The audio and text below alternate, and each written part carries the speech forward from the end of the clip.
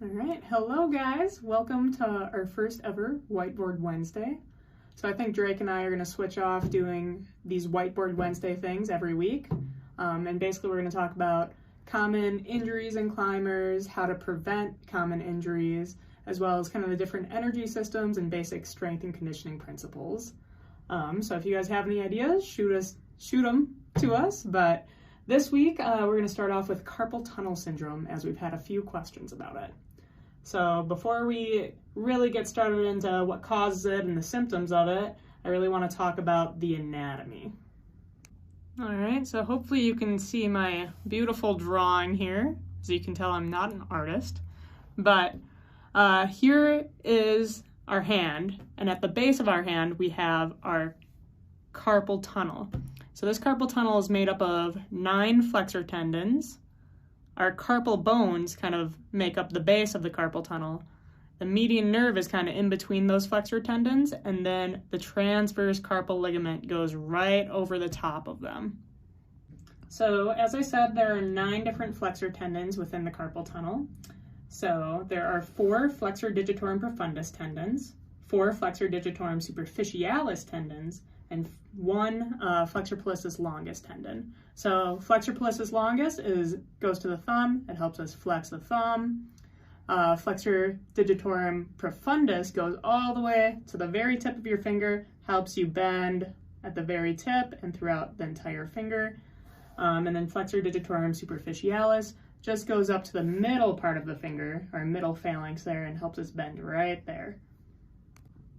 So when we're talking about carpal tunnel syndrome, it's really just a compression of that median nerve. So that could be due to that overuse of the tendons, narrowing of the space in there, or maybe even something like a buildup of a cyst within the carpal tunnel or around it. Anything that's going to compress on that nerve.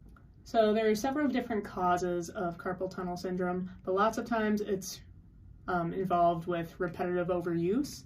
So lots of times we'll see it in construction workers due to the amount of gripping that they're doing and the amount of vibration that often goes through their hands with jackhammering and that kind of thing. But it is a kind of common diagnosis in climbers as well due to the amount of repetitive gripping and the repetitive wrist flexion and finger flexion involved in the sport. So some of the symptoms of carpal tunnel syndrome include pain, wrist and hand weakness, difficulty gripping, and those numbness and tingling symptoms that are pretty much hallmark of nerve involvement. So before you can really rule in whether or not it's carpal tunnel syndrome, you really have to make some educated guesses on what else could be going on. So some of the other common diagnoses that may present somewhat like carpal tunnel syndrome includes any kind of nerve entrapment.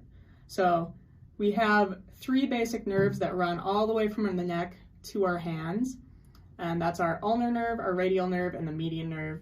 Obviously the median nerve, as I said, is the one involved in the carpal tunnel, but it can be entrapped in a whole bunch of different areas, including your elbow, your thoracic outlet, so the neck region as well.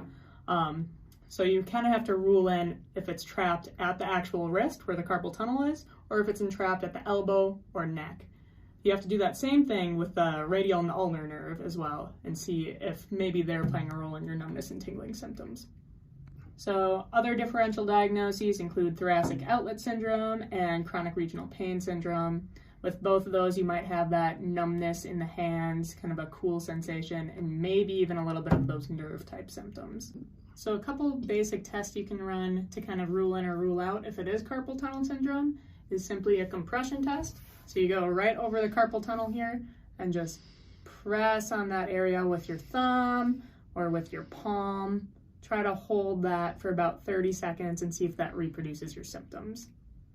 In addition, we have something called Tinel's test, which is just tapping right over the carpal tunnel to see if that reproduces your symptoms. As always, if you're concerned that you actually have carpal tunnel syndrome, seek out a medical provider to kind of really rule in that diagnosis and make sure that you're taking the right steps along the rehab process. Hope this was helpful for you guys. If you have any other ideas for Whiteboard Wednesdays, just shoot us a DM on Instagram or via our email and we'll be sure to try to reach out.